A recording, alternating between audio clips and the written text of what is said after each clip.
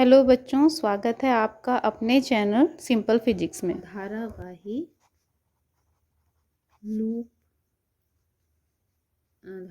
Loop अथवा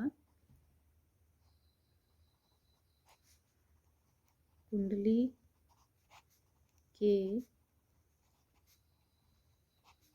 केंद्र पर चुंबकीय क्षेत्र। ठीक है, ये हमारी बायो-सैवर्ट लॉ की एप्लीकेशंस चल रही है ना। किसी धारावाही वृत्ताकार लूप या कुंडली के केंद्र पर चुंबकीय क्षेत्र। तो लूप होता क्या है, देखो ये हमारे पास कोई मान लीजिए एक वायर है, ये सीधी तार है।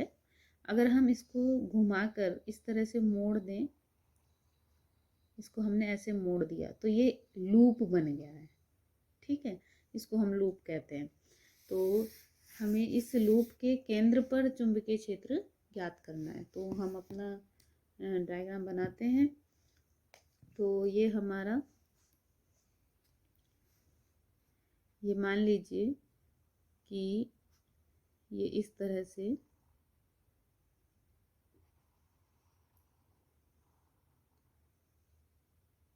ये एक धारावाही लूप हो गया। धारावाही है तो इसमें धारा भी प्रवाहित होगी। तो धारा मान लीजिए इसमें आई धारा प्रवाहित हो रही है, जो इस तरह से होते हुए, ठीक है, ऐसे। तो अब इसके हमको यहाँ सेंटर पर, यहाँ इसका ये केंद्र है ओ, यहाँ हमको इसके कारण, इसमें धारावाही लूप के कारण चुंबकीय क्षेत्र बताना है। क्योंकि हमने ऑस्टेड के प्रयोग में पढ़ा था कि जब कहीं धारा प्रवाहित होती है चालक में तो उसके कारण चुंबकीय क्षेत्र होता है। तो इसमें धारा प्रवाहित हो रही है तो इसके कारण चुंबकीय क्षेत्र होगा, जिसको हम ज्ञात कर सकते हैं। तो मान लीजिए हमने इसको, जो ये लूप बनाया है, इसकी त्रिज्या मान लीजिए ए है, और यहाँ हम कहीं एक छोटा सा अवयव लेंगे, अल्पांश अवयव डेल एल या डेल्टा एल। ठीक है, डेल एल लंबाई का ही हमने एक अल्पांश ले लिया है। अब इसमें इसको हम मिलाएंगे, ये इसकी त्रिज्या है ए। तो अब यहाँ पर हम बायो-सैवर्ट का नियम लगाते हैं। तो ये डेल एल लंबाई का हमारा अवयव,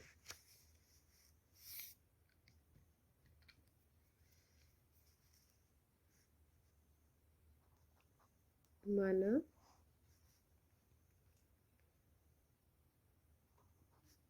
ए त्रिज्या के धारावाही लूप के सूक्ष्म अवयव लिख लो या अल्पांश लिख लो, अल्पांश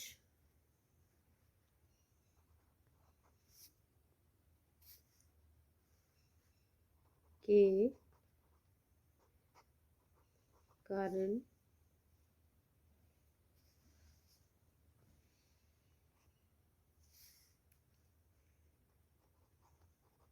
लूप के केंद्र पर चुंबकीय क्षेत्र। अब हम यहाँ पे एक बहुत इंपॉर्टेंट चीज़ लिखना भूल गए हैं, और वो है चित्रानुसार। क्योंकि चित्रानुसार लिखते ही हमारा जो चित्र है वो अपने आप सारी चीज़ें बता देगा, कहाँ पे कितनी डिस्टेंस है और क्या है। तो चित्रानुसार माना ए त्रिज्या के धारावाही लूप के अल्पांश के कारण, अल्पांश कितना है, डेल्टा एल, के कारण लूप के केंद्र पर चुंबकीय क्षेत्र कितना हो जाएगा। छोटा सा अवयव है तो छोटा सा ही चुंबकीय क्षेत्र होगा। Delta B equals to mu 0 upon 4 pi I delta L sine theta upon distance कितनी है अल्पांश से यहाँ तक की, त्रिज्या ए के बराबर, तो ए स्क्वायर। यहाँ हम लिख देंगे बायो-सैवर्ट नियम से। ठीक है, अब यहाँ पर जो ये थीटा है, थीटा क्या होता है, बायो-सैवर्ट नियम में धारा की दिशा और अब अल्पांश को बिंदु से मिलाने वाली रेखा के बीच बना कोण। तो यहाँ पर अगर हमें धारा की दिशा देखनी है तो हम क्या करेंगे, यहाँ एक स्पर्श रेखा हम खींच सकते हैं। स्पर्श रेखा की दिशा ही धारा की दिशा बताएगी, ठीक है। और ये वृत्त की त्रिज्या है, वृत्ताकार लूप की, और ये स्पर्श रेखा। और हमें पता है कि त्रिज्या और स्पर्श रेखा हमेशा एक दूसरे के लंबवत होते हैं। तो थीटा हो गया यहाँ पे 90। तो μ0 अपॉन 4 पाई आई डेल एल साइन 90 अपॉन ए स्क्वायर। साइन 90 की वैल्यू 1 होती है, तो डेल्टा बी इक्वल्स टू हो गया μ0 अपॉन 4 पाई आई डेल एल अपॉन ए स्क्वायर। यहाँ पे लिख देंगे क्योंकि यहाँ थीटा है 90, और यहाँ पे लिखेंगे क्योंकि साइन 90 की वैल्यू होती है 1। तो ये हमारा ये हो गई इक्वेशन फर्स्ट, इसको इक्वेशन फर्स्ट बोल देते हैं। अब क्या है कि ये तो छोटे से अवयव डेल्टा एल के कारण हुआ, तो पूरे अगर हमें किसके लिए निकालना है, पूरे लूप के कारण निकालना है। तो हमने क्या किया कि पूरे लूप को ऐसे ही छोटे छोटे अवयवों में तोड़ दिया, और सभी अवयवों के कारण चुंबकीय क्षेत्र हमने केंद्र पर ज्ञात कर लिया, ठीक है। तो पूरे लूप के कारण चुंबकीय क्षेत्र का मतलब सभी अवयवों के कारण उत्पन्न चुंबकीय क्षेत्र का योग, क्योंकि सभी अब इसके हमने क्या किया था, छोटे छोटे अवयवों में तोड़ा।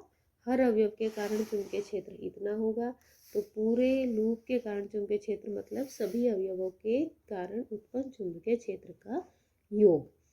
तो यहाँ पर हम लिखेंगे तब पूरे लूप के कारण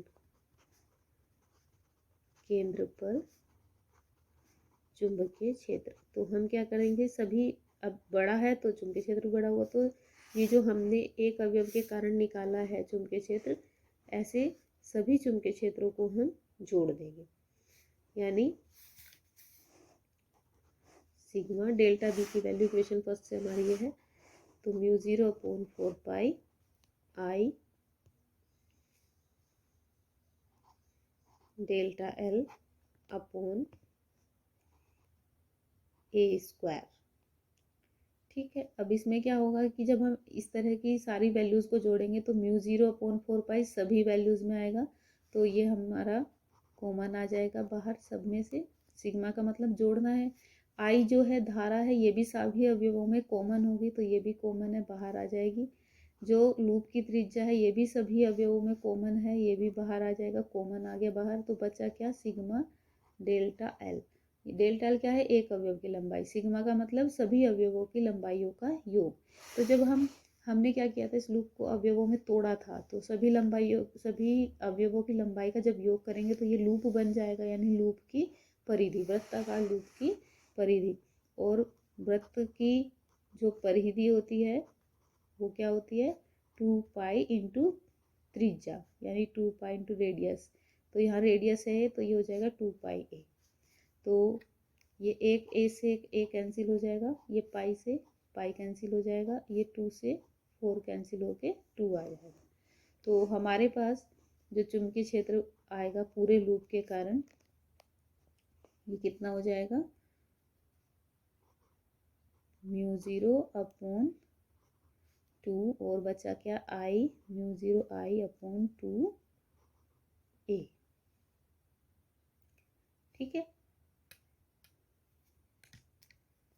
ये हमारा चुंबकीय क्षेत्र हो गया, न्यूटन एम्पियर मीटर, ये इसका मात्रक है, ठीक है।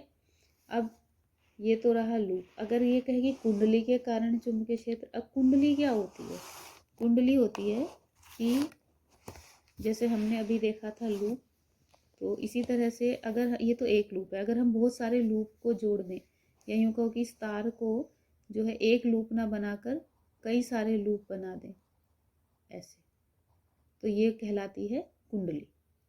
तो इसमें कुछ फेरों की संख्या होगी, जैसे इसमें हमें दिखाई दे रहा है 1 2 3 4 5, 5 फेरों की कुंडली हो गई है। तो हमारे पास अब कुछ भी वैल्यू हो सकती है, कितने भी फेरे हो सकते हैं, तो हम एक जनरल वैल्यू लेंगे n। तो अभी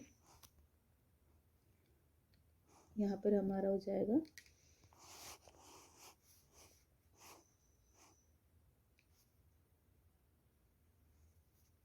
n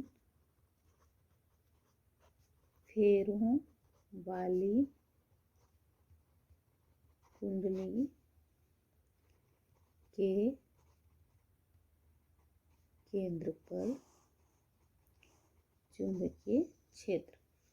तो एक फेरे के कारण तो इतना चुंबकीय क्षेत्र है, तो n फेरों के कारण कितना चुंबकीय क्षेत्र होगा, n से और गुना हो जाएगी, तो B इक्वल टू μ0 Ni/2a। तो कुंडली के केंद्र पर चुंबकीय क्षेत्र इतना हो जाएगा, न्यूटन प्रति एम्पियर मीटर।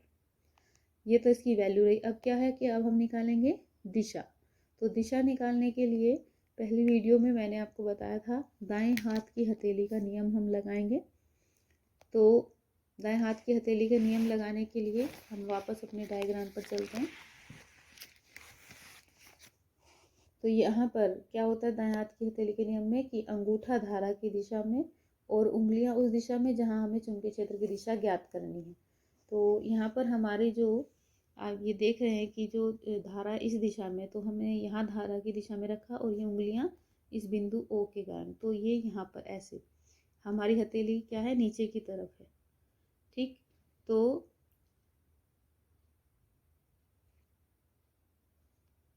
यहाँ चुंबकीय क्षेत्र जो होगा वो कागज के तल में नीचे की ओर होगा। अगर इसमें डायरेक्शन चेंज हो जाए, धारा की डायरेक्शन अगर इधर हो जाएगी, तो उस कंडीशन में धारा को हम इस तरह से ऊपर, अंगूठा हमारा इस तरफ हो जाएगा। अगर धारा की दिशा पलट जाती है तो, और ये हमारे उंगलियां इस तरह से रहेंगी बिंदुओं की ओर, तो हम जो धक्का देने की दिशा है वो ऊपर की तरफ होगी। तो उस कंडीशन में जो चुंबकीय क्षेत्र की दिशा होगी वो कागज के तल के लंबवत ऊपर की ओर होगी। ठीक है, तो इस तरह से चुंबकीय क्षेत्र की दिशा धारा की दिशा के अनुसार चेंज हो जाएगी। ओके बच्चों, ये टॉपिक ख़त्म हुआ। उम्मीद आपको समझ आया होगा, अच्छा लगा होगा। अगर अच्छा लगा और समझ आया है तो लाइक और शेयर ज़रूर करें। और अगर कोई प्रॉब्लम है, कोई चीज़ समझ में नहीं आई है, तो आप कमेंट बॉक्स में पूछ सकते हैं। Thank you.